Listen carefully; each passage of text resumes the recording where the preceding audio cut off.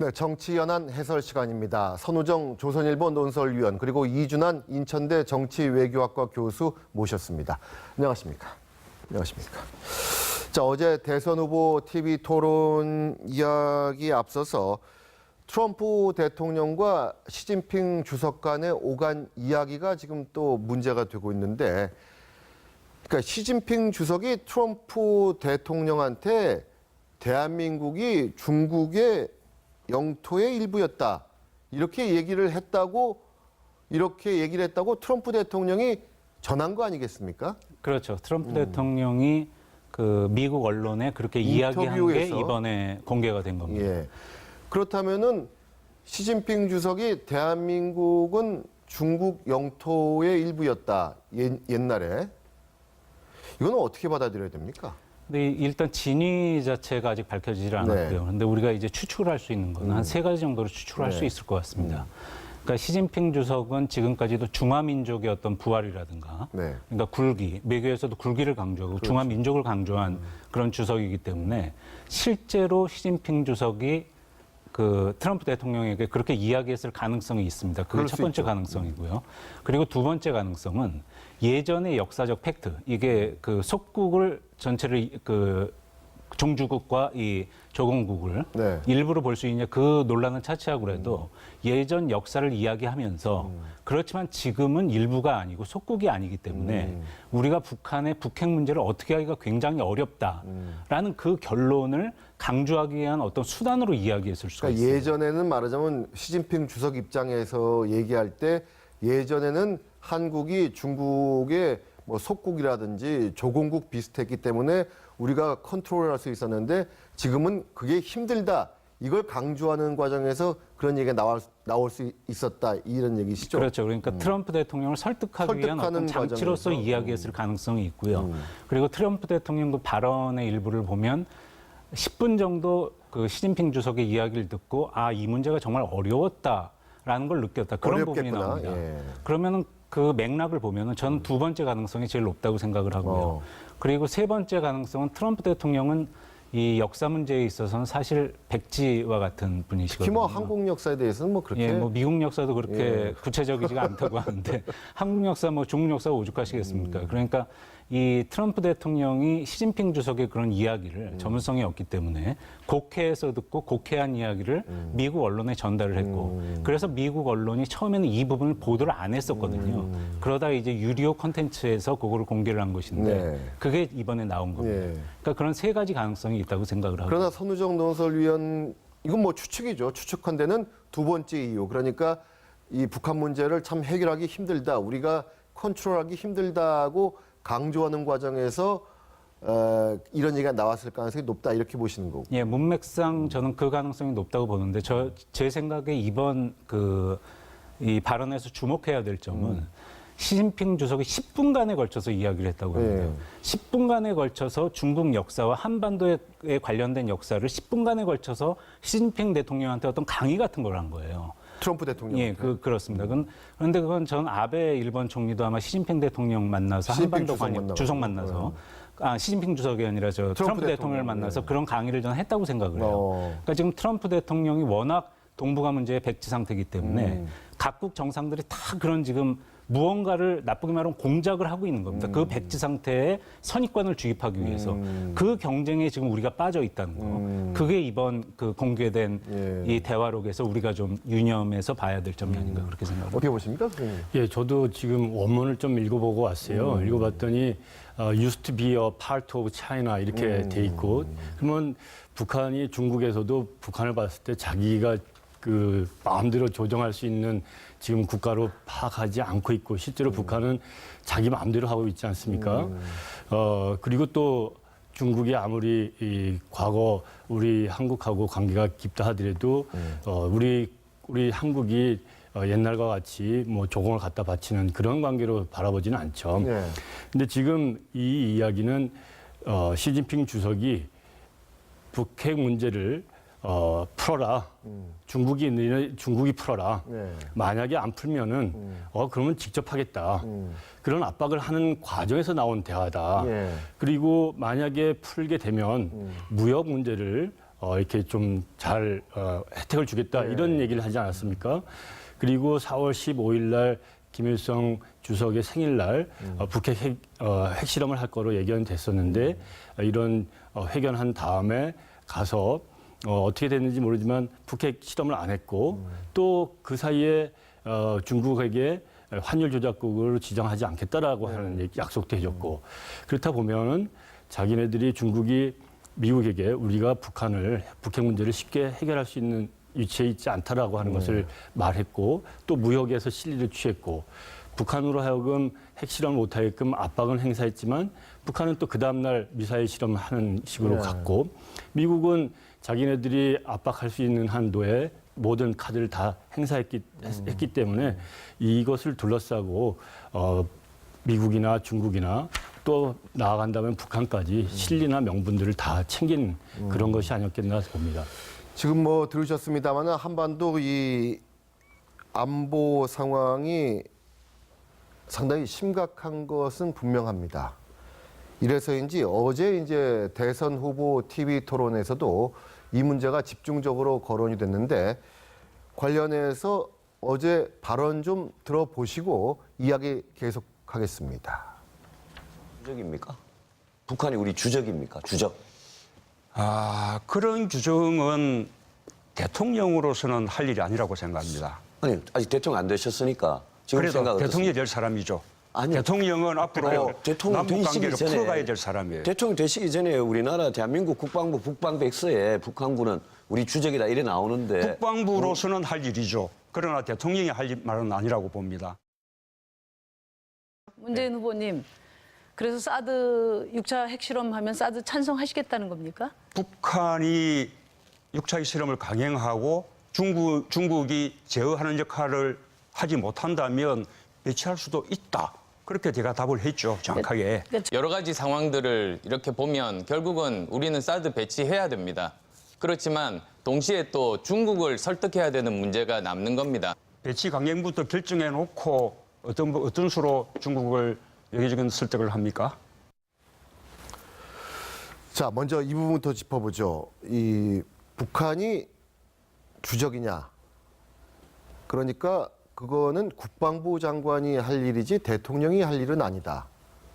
문재인 후보가 이렇게 이제 답을 했는데, 물론 뭐 이제 이 발언 자체는 어떻게 보십니까? 그러니까 전략적 모호성이죠. 지금 아마 선거 전략의 일환이라고 생각을 하는데 네. 그리고 실제로 그렇게 생각을 하고 계실 테고 그리고 실제로 이 적을 규정하는 것, 그건 물론 그 국군의 최고 통수권자로서 거기 규정된 대로 따라야 되는 겁니다. 네. 따라야 되는 거긴 하지만 이 국방부 장관이 하는 일과 대통령이 하는 일은 다르거든요. 그러니까 대통령은 이 적과도 대화를 해야 되고 네. 적과도 대화를 하고 우리는 이제 평화통일이라는 부분이 있기 때문에 네. 물론 지금 굉장히 대립을 하고 있지만 어떤 그런 국면을 대비해서 이 말로서 그렇게 하는 것은 대통령으로서 좀 이 참아야 되지 않냐. 저는 그런 뜻으로 어제 토론회를 보면서 뜻으로 한 얘기 읽었습니다. 같아요, 문재인 후보는. 물론 그 다른 생각을 가지신 분들도 있겠죠. 그렇지만 저는 어제 보면서 그렇게 읽었습니다. 어떻게 받아들이셨습니까? 그렇죠. 지금 저 손호정 논설위원께서도 말씀하셨고 앵커께서도 지적하셨다시피 분명 하고 싶은 얘기도 있을 테지만 대통령이 될 사람 또는 뭐 자기가 당선 가능성이 높아서 그런 얘기가 아니라 유승민 후보한테도 대통령 될 수도 있는 사람으로서 그런 얘기를 가려서 해야 된다라고 하는 것을 들었을 때 지금 조심스럽게 얘기를 하는 거고 불필요한 오해를 살 수 있는 지금 남북한 관계가 굉장히 긴장돼 있는 상황 아니겠습니까? 그런 것들을 피해 나가는 차원에서 자신의 입장 또 일관성을 유지하면서 그 한도에서 얘기는 한 것 같습니다. 지금 다른 당, 그러니까 민주당이 아닌 다른 당에서는 일제히 지금 이 부분과 관련해서 북한을 주적으로 말하는 것은 대통령이 할 일은 아니다. 이 부분과 관련해서 일제히 좀 비판을 하고 나섰거든요. 어떻게 보십니까, 이 부분은? 그렇죠. 그러니까 그 적을, 그러니까 주적은 이제 이 정정이 됐고요. 적을 우리가 규정하고 있는 적을 적이라고 못하는 게 과연 그 대통령이 그럴 수가 있는가? 그런 차원에서 그 원칙론적으로 하나 하는 부분이 있을 테고 또 하나는 지금 선거 국면이기 때문에 정치적 공세로서 하는 측면이 있을 겁니다. 근데 제가 볼 때는 어느 측면이든지 예. 아마 유권자가 현명하게 판단을 할 거라고 생각을 합니다. 그런 공세에 대해서도. 분명한 것은 대한민국 대통령은 국군 통수권자인 것은 분명하죠. 그렇죠. 그렇지만 외교도 해야 되는 게 대통령입니다. 사드 문제는 어떻게 보셨습니까? 사드 문제에 대해서도 사실 계속 이제 뭐 모든 후보들이 이제 말 바꾸기 논란에 휩싸이고 지금 이런 상황인데. 그렇죠. 지금 뭐 문재인 후보건 또 다른 후보들이건 사드 문제에 대해서 일관성 있게 한 후보는 적지 않습니까? 그렇죠. 그랬을 때 이제 지금 이런 얘기를 뭐 국가보안법 문제라든지 사드 문제라든지 북한 인권법 관련한 문제라든지 예. 대북 송금에 관련된 문제라든지 안보 문제에 대해서 진보 쪽으로도 질문을 받고 보수 쪽으로도 압박을 받고 하다 보니까 문재인 후보 입장에서는 굉장히 곤혹스러웠을 거라고 생각합니다. 뭐 답변할 시간조차도 쓰지 않아야지 자기가 발언할 수 있는 시간 총량이기 때문에 답변은 최소화하고 그런데도 뭐 제일 많은 질문이 오다 보니까 굉장히 난감한 상황이었을 텐데 그러다 보니까 원론적인 답변에 그치고 그리고 모호성을 남겨놓은 상태 나중에 만약에 직을 맡게 되면은 협상력을 높이겠다라는 식의 답변으로서 좀 애둘러 나간 측면도 보였다고 봅니다. 그러니까 어제 문재인 후보도 그렇고 후보들의 대부분의 후보들이 이제 상당히 말을 이제 조심하는 거는 많이 느껴졌는데 지금 우리 이제 방송도 이게 선거 방송 관련해 가지고 말을 상당히 조심해야 되고 그 심정을 느낄 수는 있는 것 같은데 어제 나왔던 얘기 또 다른 이야기도 좀 들어보고 이야기 이어가겠습니다. 북한 인권 결의안에 기권할 거냐 찬성할 거냐 반대할 거냐를 두고 2007년에 북한 김정일에게 미리 물어봤느냐. 여기에 대해서 작년 10월에는 기억이 안 난다 이렇게 하시다가 지난 13일 토론에서는 제가 6번을 물었는데 먼저 물어본 적이 없다 이렇게 사실이 아니다라고 말씀하셨어요. 그런데 그렇습니다. 2월 9일에 JTBC에서 하는 설전에서는 문 후보님 말로 국정원을 통해서 북한에게 물어봤다 이렇게 말씀하셨거든요. 지금 이 국정 운영을 안 해보셔서 하시는 말씀인데 국정원을 통해서 북한이 어떤 태도를 취할지 파악을 해봤다는 것이죠. 북한에 물어보는 것이 아니라 해외라든지 주민터 정보라든지 많은 정보만을 가지고 있죠. 파악해 보라는 것과 물어보라는 것은 차이가 있다는 게 이제 문재인 후보의 얘기인데 차이가 있는 겁니까? 저거는 어떻게 봐야 됩니까? 이제 참고 자료로서 판단을 내리기 전에 이런 것들 저런 것들을 종합적으로 알아보라라고 했었다는 것이 어저께 문재인 후보의 답변이죠. 근데 과거에는 그러지 않은 뭐 콕 찍어서 북한에게 찬성이냐 반대냐 그런 의견을 구한 것 아니냐 이런 것을 지금 압박을 해서 들어보고 싶어 하는 것 같습니다. 근데 실제로 지금 그 당시의 회의록이 뭐 외교부라든지 통일부라든지 이런 데 남아 있다고 하니 정말 팩트 체크 수준에서라도 이 책임 있는 그 입장에서 그 공개를 좀 하는 게 더 불필요한 논란을 좀 종식시키고 어제도 후보들 중에 과거 얘기만 하다 보니까 지금 정책 토론하고 앞에 미래를 얘기해야 되는데 자꾸 옛날 얘기만 하는 것을 유권자들 입장에서 굉장히 답답스럽게 생각할 것 같아요. 그리고 이것이 앞으로도 토론회가 한 3차례, 4차례가 남아있는데 저는 이 문제가 다음 토론회에서도 분명히 또 화제로 떠오를 거거든요. 그래서 이거는 좀 공방을 후보들끼리 벌이기보다는 좀 객관적인 기록으로 좀 찾아서 보여줄 필요가 있다 생각이 듭니다.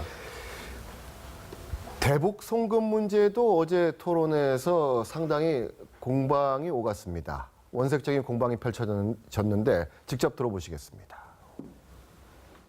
햇볕 정책을 개선하십니까? 안 후보님? 그것도 역시 지금 공과 과가 있습니다. 대북 송금 사건, 대북 송금이 그게 잘 됐다고 생각하십니까, 안 후보님? 지금 모든 역사가 공과 과가 있지 않습니까? 그 평화 통일 아니겠습니까? 아니 평화 통일을 위해서 불법으로 그렇게 북한에다가 돈을 갖다 줍니까? 그 장기적인 계획에 따라서 우리가 가는 경로만이 지금 다를 뿐입니다. 그때 김대중 대통령 이 남북 정상회담 연 것은 이 남북 관계를 획기적으로 개선한 역사적인 결단이죠. 대북 송금이 도대체 몇 년 지난 얘기입니까? 매 선거 때마다 그 대북 송금을 아직도 우려먹습니까? 네, 지금 쭉 들으셨습니다만 안보 관련해서 집중적인 질문을 받은 문재인 후보. 어제 토론 득이 됐을까요? 어떻게 보십니까? 누구에게 득이 됐? 문재인 후보 입장에서 볼 때. 문재인 후보나 안철수 후보나 두 분 다 말씀. 뭐 두 분 다 말씀하시죠. 그 문 후보는 득과 실이 그렇게 둘 다 크진 않았다고 저는 생각을 합니다. 원래 지지층이 강관 지지층이 네. 있기 때문에. 근데 안철수 후보는 그 햇볕 정책에 대해서 조금 전에 네. 그 TV에 나왔습니다만 굉장히 좀 곤혹스러워하는 그런 네. 그 모습이 좀 답을 보였어요. 했어요. 그런 모습이 보였는데 그거는 전 당연히 어쩔 수 없었다고 생각을 합니다. 왜냐하면 지금 안철수 후보의 선거상의 지형이 네. 워낙 좌와 우에 같이 지금 서 있기 때문에 네. 이렇게 이야기하면 이쪽을 잃고 저렇게 이야기하면 저쪽을 잃는 그런 그 좀 어떤 딜레마에 빠져 있다고 할까요? 네. 저 문제에 대해서. 그렇기 때문에 저는 안철수 후보에 좀 영향이 있다고 생각을 하는데 안 후보의 경우 지금 보수층 쪽에서 그 어떤 대안으로서 지금 생각하는 아직 지지를 안 한다고 해도 대안으로서 생각하는 사람들이 있습니다. 네. 그 지지층에 상당한 기대를 걸고 있는 저쪽 진영에서 기대를 걸고 있는 것도 사실이고요. 적어도 그 지지층에게 있어서는 어제 토론회는 마이너스가 됐다고 저는 생각을 합니다. 아, 안철수 후보에게는 마이너스가 됐을 햇볕 것이다. 정책에 대한 답변 때문에. 어떻게 보십니까?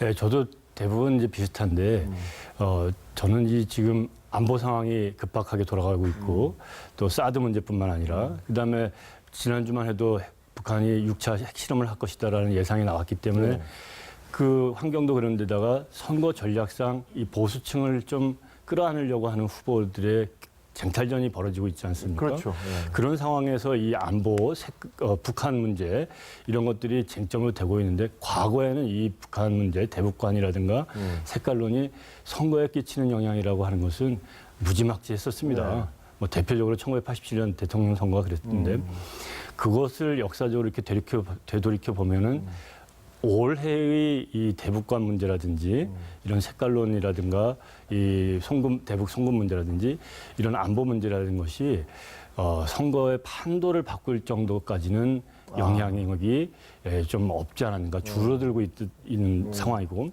그렇지만 이러한 미묘한 지금 간발의 후보들이 그 격차가 크지 않은 상태라고 한다면 이런 것이 아까도 말씀드렸던 것처럼 미묘한 변화를 줘서 선거 결과에도 미칠 수 있는 영향이 생긴다 이렇게 볼 수 있겠습니다. 아직도 TV 토론이 지금 몇 번 남아 있는데 당락에 결정적인 영향을 줄 거라고 보십니까? 이번 TV 토론의 경우에?